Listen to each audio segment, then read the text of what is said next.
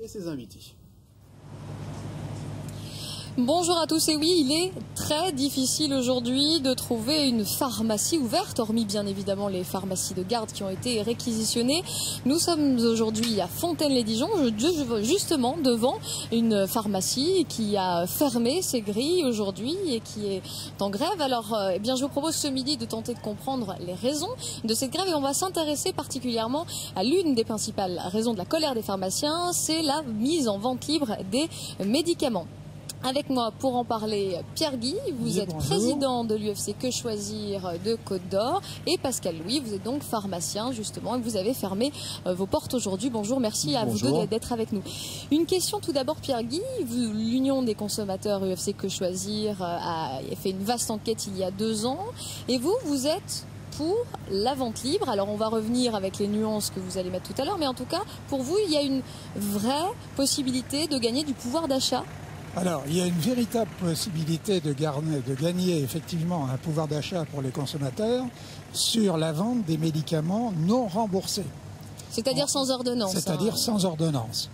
C'est-à-dire sur les médicaments qui sont en vente libre dans les pharmacies.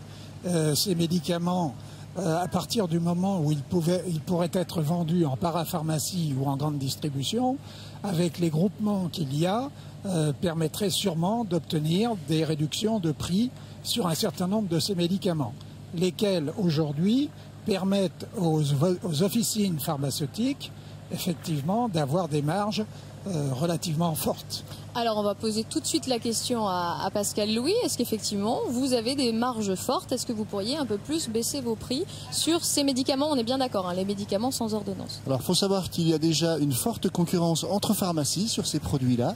Donc les prix sont déjà très travaillés à la baisse pour une meilleure accessibilité de ces produits pour les patients.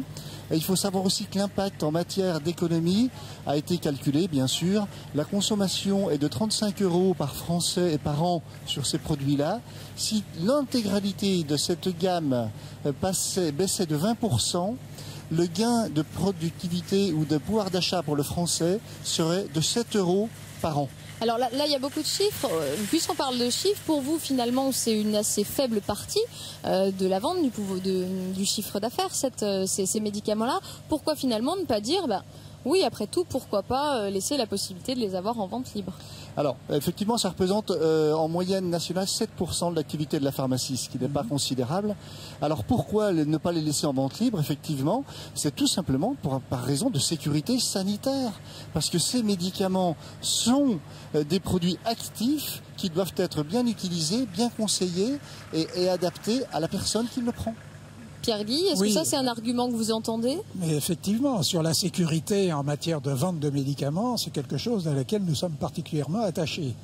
Par contre, à partir du moment où ces médicaments non remboursés seraient vendus en parapharmacie ou en grande distribution, ils ne seraient pas vendus comme des petits pois ou comme des conserves, mais ils seraient vendus dans un espace dédié et sous la surveillance d'un pharmacien diplômé.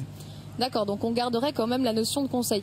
Si vous voulez bien, vous allez changer votre place avec Emmanuel Debos qui va nous rejoindre. Pierre Guy va vous passer le micro.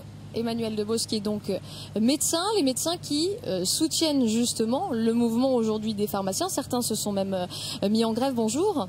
Bonjour. Est-ce que pour vous aussi, il y a un réel danger à avoir des médicaments aujourd'hui, donc sans ordonnance, on le rappelle, qui seraient vendus en vente libre? Oui, parce que les médicaments, ça n'est pas anodin, ça n'est pas un bien de consommation comme les autres. Introduire la concurrence sur quelques centimes d'euros sur le prix des médicaments, on risque de se passer d'un conseil d'un vrai professionnel dans une officine, un lieu dédié. On est très inquiet. Pour qu'on comprenne bien, quels sont au juste ces risques? Parce qu'on parle de quoi? On parle de petites maladies, de petites interactions, de petits désagréments, ou on parle de choses beaucoup plus graves? Non, vous avez des risques alors d'interaction importants, en particulier avec certains anti-inflammatoires, avec l'aspirine et éventuellement des problèmes d'estomac.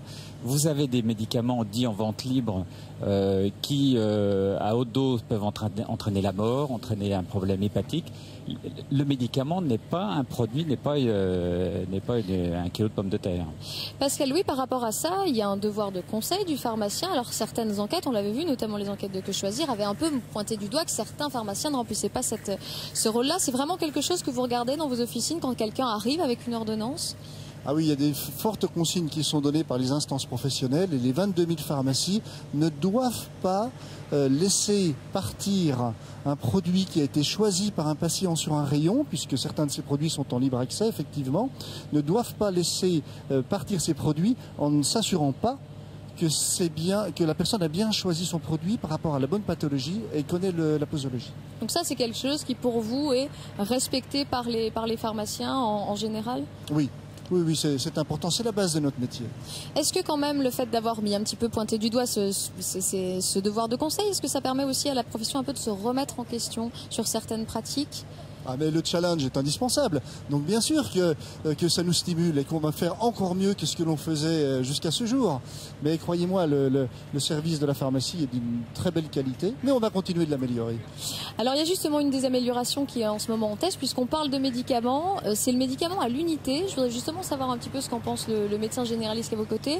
Est-ce que ça pourrait être une bonne chose justement pour éviter aussi des accidents, puisqu'on est dans ce registre-là ? Alors moi je pense que c'est une très bonne chose, c'est une chose logique, c'est une chose compliquée. Effectivement, je crois que c'est mis à l'essai et je comprends bien que pour les pharmaciens c'est compliqué, mais ça me paraît intéressant, ça permet d'éviter quand même un gaspillage dans les boîtes, dans le packaging, probablement peut-être améliorer le coût pour les patients, en tout cas baisser le prix. Pascal Louis, très rapidement, est-ce que ça c'est quelque chose, vous pensez que les pharmaciens pourraient... L'expérimentation est partie, je ne suis pas certain. Alors, comment vous dire, les médicaments antibiotiques sont souvent conditionnés par 4, par 6. Ça sera l'avenir qui le dira, je suis désolée, on a déjà terminé. Merci beaucoup. Merci beaucoup. On rappelle qu'évidemment, il y a des pharmacies de garde qui sont toujours ouvertes aujourd'hui. Merci à vous.